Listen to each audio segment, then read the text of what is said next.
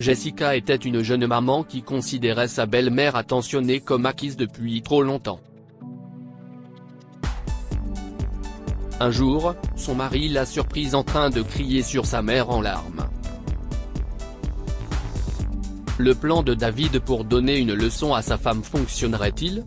Pour toutes les jeunes mamans d'un enfant de 3 ans, passer la journée à aller au spa, au brunch et au cinéma serait inimaginable. Même manger une barre chocolatée en paix est un luxe que peu d'entre elles peuvent se permettre. Pourtant, Jessica menait une vie de luxe inouïe, et ce, grâce à sa belle-mère qu'il aimait comme sa propre fille.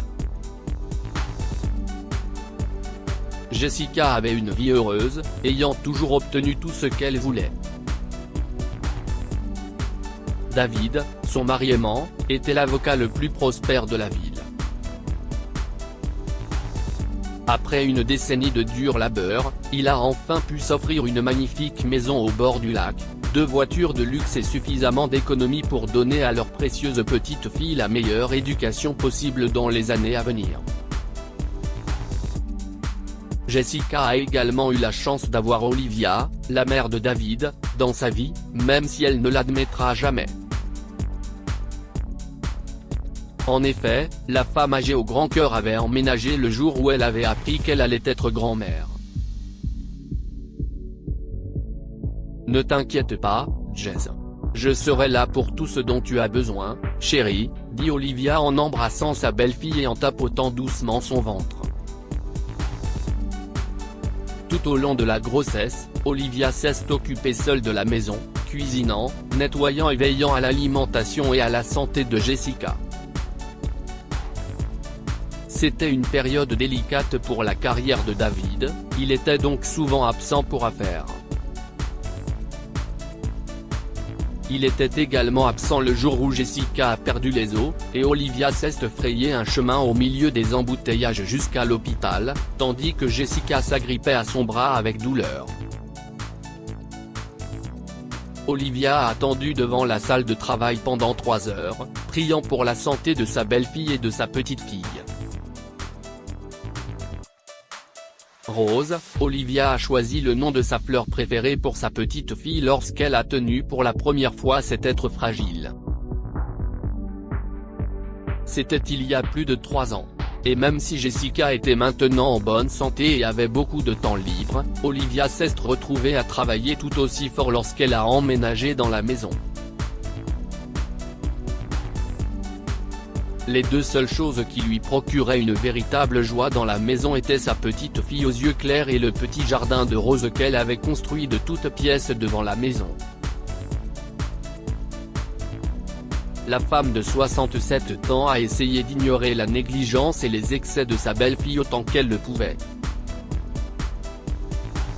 Cela faisait 1 an qu'elle n'avait pas eu de dispute avec Jessica, pour la simple raison que c'était trop de stress pour son fils, qui se sentait pris en sandwich entre les 2 femmes à forte tête. Mais l'absence d'une mère attachante a commencé à affecter la petite Rose, et Olivia a décidé d'essayer de parler à Jessica une fois de plus. Ma chère, tu sais à quel point Rose t'aime. Et elle grandit très vite. Rose a de plus en plus besoin de sa maman.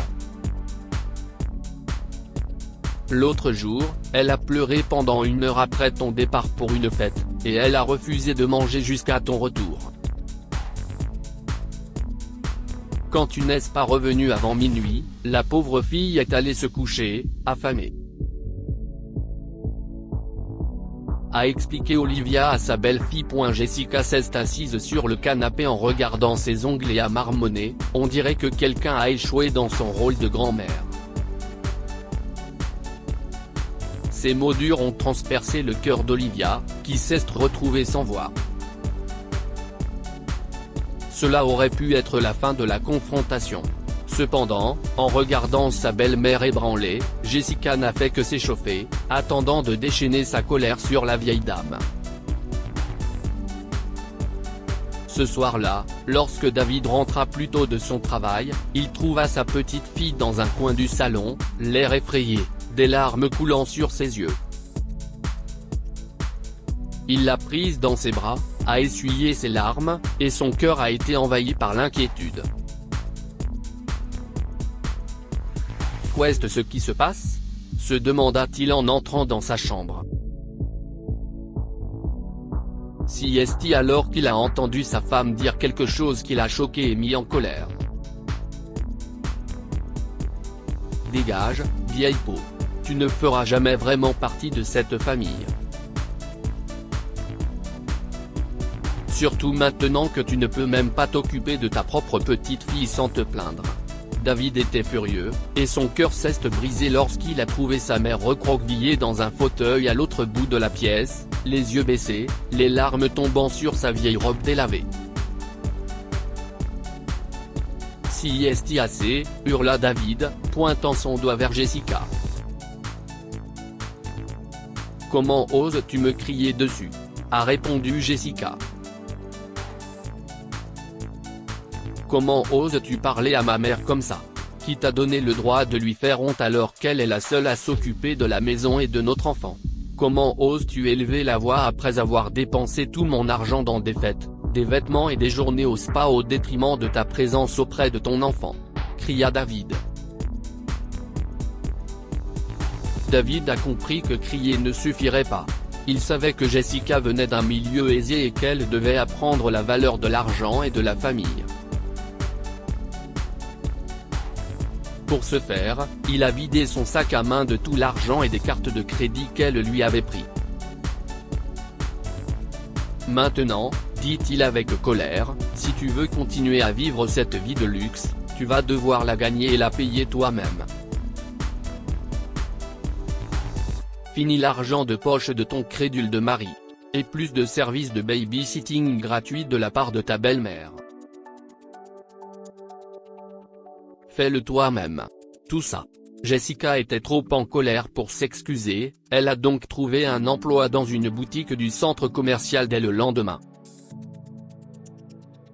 Elle a toujours pensé que c'était un travail facile et glamour. Mais à la fin de la journée, elle avait mal aux mains à force de plier et déplier, elle avait mal aux pieds à force de rester debout toute la journée, et son patron l'avait engueulée 2 fois pour avoir mis le mauvais article sur la mauvaise étagère. Et quand Jessica rentrait chez elle tous les soirs, elle n'avait presque plus d'énergie pour jouer avec Rose. Et elle souffrait d'autant plus que Rose préférait jouer avec son père et sa grand-mère. Elle grondait sa petite fille capricieuse, la nourrissait tant bien que mal et la mettait au lit, s'endormant quelques minutes plus tard. Et chaque début de journée n'apportait que plus de stress, préparer le petit déjeuner, donner le bain à Rose, nettoyer la maison, arriver à l'heure au travail. Pourtant, elle pensait pouvoir lever le défi et prouver à David et Olivia qu'il avait tort. Mais un soir, Rose lui a montré quelque chose qui lui a brisé le cœur et l'a fait craquer et pleurer. « Regarde, maman », s'écria la petite fille. « Elles sont toutes parties. Elles sont toutes mortes », Rose désignait les fleurs et les arbustes desséchés de la roseraie. Jessica avait complètement oublié d'arroser les belles plantes. Les roses de grand-mère. Grand-mère sera si triste, a dit Rose en regardant l'état du jardin. Jessica se rappela alors combien Olivia l'avait construite avec soin. Et tout son dévouement pour s'occuper du reste de la famille. Le soir même, Jessica s'est excusée auprès d'Olivia de tout son cœur. J'ai pris beaucoup de choses pour acquises, mais surtout toi. Je suis désolée, maman. Je suis un désastre sans toi. Nous le sommes tous, a dit David qui est entré dans la pièce avec Rose, tenant un lot entier de linge qui était devenu rose. À partir de ce jour, Jessica commençait à apprécier chaque instant où elle se consacrait à sa famille et à son travail. Elle s'est accordé tout de même le temps d'apprécier des plaisirs simples de temps en temps, son préféré étant de reconstruire la roseraie avec Olivia et de la surprendre avec un bouquet de fleurs chaque semaine. Que pouvons-nous apprendre de cette histoire? N'oubliez pas les mains qui vous ont aidé discrètement. Jessica avait considéré sa belle-mère comme acquise, sans se rendre compte de l'importance de son soutien dans sa vie. Parfois, on apprécie vraiment quelque chose que lorsqu'on le perd. Jessica n'a compris l'importance du rôle d'Olivia et de David dans sa vie que lorsqu'elle a dû vivre une semaine sans aucun soutien de leur part. Lire aussi, devant son mari pendant le dîner de Pâques, une femme qualifie sa belle-mère de fardeau pour son mariage. Abonnez-vous à Amomama sur Google News.